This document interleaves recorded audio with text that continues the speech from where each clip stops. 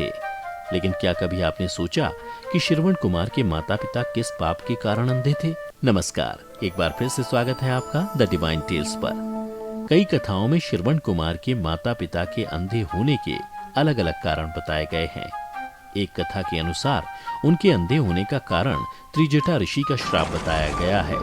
यह श्राप उन्हें उनके पिछले जन्म में मिला था। बात उस समय की है जब त्रिजटा ऋषि श्रवण कुमार के माता पिता के घर पहुंचे तो ऋषि के पैर धूल मिट्टी से सने हुए थे। श्रवण कुमार के माता पिता उनके गंदे पैरों को घृणा भरी दृष्टि से देख रहे थे। तब श्रवण कुमार के माता पिता के पिता ने अपने पुत्र और बहू को ऋषि त्रिजटा के पैर धोने का आदेश दिया। पिता का आदेश पाकर पुत्र और बहू ऋषि के पैर तो धोने लगे, लेकिन उन्होंने आंखें बंद कर ली। उनको ऐसा करते देख ऋषि क्रोधित हो गए और तब उन्होंने उन दोनों को श्राप दे दिया कि जो तुम दोनों ने एक ऋषि का अपमान उसके चरण धोते वक्त आंख बंद करके किया है, इस पाप के लिए अगले जन्म में तुम दोनों अंधे हो जाओगे। यह श्राप पाकर दोनों ऋषि के चरणों में गिर पड़े और क्षमा मांगने लगे। तब ऋषि ने कहा कि तुम्हारा पुत्र श्रवण कुमार तुम्हारा सहारा बनेगा। वह सच्चा माता पिता का सेवक और ऋषि मुनियों जैसा ज्ञानी होगा।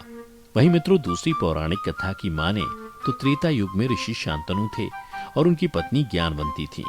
उन दोनों के कोई संतान नहीं थी। एक दिन ऋषि और उनकी पत्नी घर के आंगन में बैठे संतान ना होने का दुख एक दूसरे के साथ प्रकट कर रहे थे।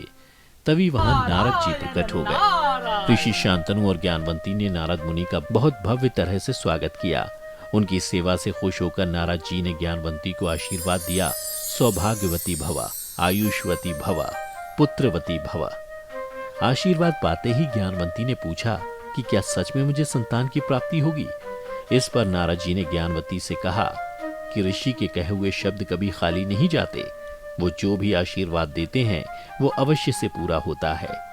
लेकिन तभी नारद जी ने कहा कि लेकिन मेरी एक शर्त है। पुत्र प्राप्त करने के लिए तुम दोनों को नैमिषारण्य वन में 1 साल तक ब्रह्मा जी की कठोर तपस्या करनी पड़ेगी। नारद जी के कहे अनुसार ऋषि और उनकी पत्नी ने नैमिषारण्य वन में जाकर ब्रह्मा जी की कठोर तपस्या की। दोनों की तपस्या से प्रसन्न होकर ब्रह्मा जी ने उन्हें दर्शन दिए और वर मांगने को कहा। खुशी के आंसू आंखों में लिए ऋषि ने कहा कि हे प्रभु, मुझे पुत्रवान होने का वर दे दीजिए। ब्रह्मा जी ने कहा कि पुत्र अवश्य प्राप्त होगा, लेकिन मेरी एक शर्त है। इतना सुनते ही दोनों पति पत्नी थोड़ा सा घबरा गए। ब्रह्मा जी ने आगे कहा कि तुम्हारे घर में पुत्र होने पर तुम दोनों की नेत्र ज्योति चली जाएगी। इस पर शांतनु ने कहा कि हे प्रभु, क्या हुआ कि यदि मेरी नेत्र ज्योति चली जाएगी, मैं पुत्रवान तो कहलाऊंगा, लोग मुझे नपुंसक तो नहीं कहेंगे। मुझे आपकी सभी शर्तें मंजूर हैं।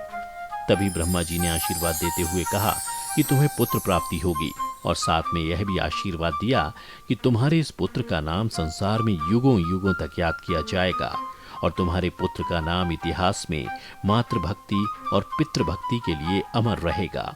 बाद में शांतनु के पुत्र होने पर दोनों माता पिता की नेत्र ज्योति चली गई और वो अंधे हो गए। उस बालक का नाम श्रवण कुमार रखा गया।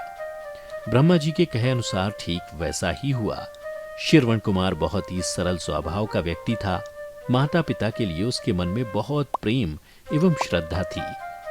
वो दिन रात अपने माता पिता की सेवा करता था। अपने माता पिता का बच्चों की तरह लालन पालन करता और उसके माता पिता भी स्वयं को गौरवशाली महसूस करते थे। श्रवण कुमार के माता पिता अपने पुत्र से अतुलनीय प्रेम करते थे। मित्रों, श्रवण के माता पिता नेत्रहीन थे, इसलिए वो उनकी अत्यंत श्रद्धा पूर्वक सेवा करते थे। घर का सारा काम जैसे नदी से पानी भरकर लाना, जंगल से लकड़ियां लाना, चूल्हा जलाकर खाना बनाना आदि श्रवण कुमार ही करते थे। माता पिता का काम करने में वो जरा भी थकते नहीं थे, बल्कि उन्हें आनंद मिलता था। माता पिता उन्हें हमेशा आशीर्वाद देते रहते। इतिहास में मातृभक्ति और पितृभक्ति के लिए श्रवण कुमार का नाम अमर है। तो मित्रों, आज की इस वीडियो में बस इतना ही। हम उम्मीद करते हैं कि हमारी वीडियो के जरिए आपको यह पता चल गया होगा कि आखिर कौन से पाप के चलते श्रवण कुमार के माता पिता अंधे थे। हमें कमेंट करके जरूर बताएं कि आपको वीडियो कैसी लगी। अगर ये वीडियो पसंद आई हो तो इसे लाइक और शेयर जरूर कीजिएगा। अगर आपने हमारे चैनल को सब्सक्राइब नहीं किया है तो जरूर करिए। इसके साथ ही मुझे दें इजाजत और हाँ,